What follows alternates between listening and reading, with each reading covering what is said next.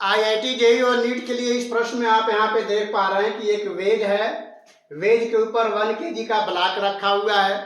पूरा का पूरा सिस्टम जो है रेस्ट में है। इनिशियली वेज और ब्लॉक के बीच में सरफेस स्मूथ है और वेज और ग्राउंड के बीच में भी सरफेस स्मूथ है।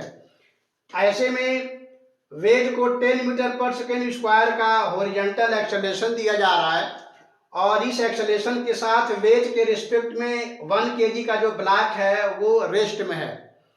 ऐसे में ग्राउंड फ्रेम ऑफ रिफरेंस के रिस्पेक्ट में t बराबर √3 सेकंड पर नॉर्मल फोर्स द्वारा जो ब्लॉक पे लग रहा है उसके द्वारा वर्क डन निकालना है।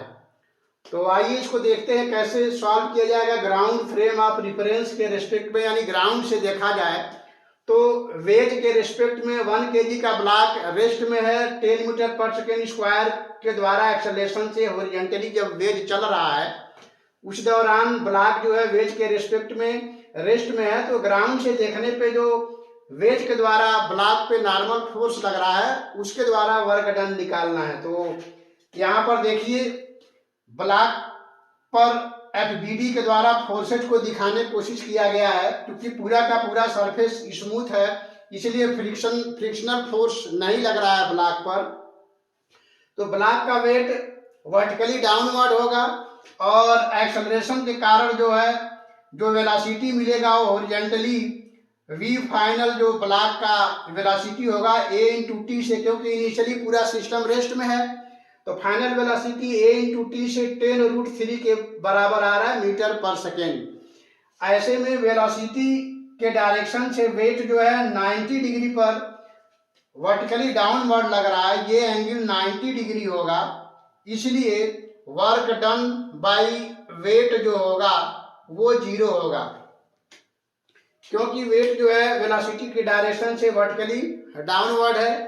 अब ब्लॉक पर सिर्फ नॉर्मल इस दिशा में लग रहा है, नॉर्मल और वेलोसिटी के बीच में एक एंगल बन रहा है इसलिए ब्लॉक पर जो नॉर्मल फोर्स लग रहा है वो इस दिशा में लग रहा है और ब्लॉक का वेलोसिटी इधर है।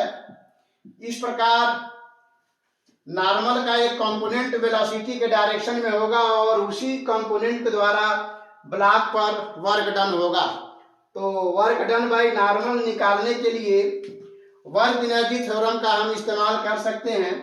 तो वर्क एनर्जी थ्योरम के अनुसार वर्क डन बाय नॉर्मल ये हो जाएगा change in kinetic energy of block, क्योंकि ब्लॉक का जो वेट है उसके द्वारा वर्क डन 0 हो रहा है।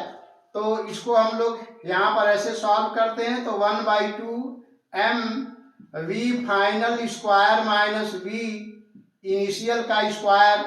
इनिशियल वेलोसिटी ब्लॉक का 0 है क्योंकि पूरा सिस्टम रेस्ट में था। तो इस प्रकार इसको जब आप सॉल्व करेंगे तो 1/2 × 1 × √3 सेकंड पर जो वेलोसिटी है वो 10√3 के बराबर है। तो 10√3 का स्क्वायर करेंगे क्योंकि इनिशियल वेलोसिटी 0 है इसलिए वो 0 हो जाएगा।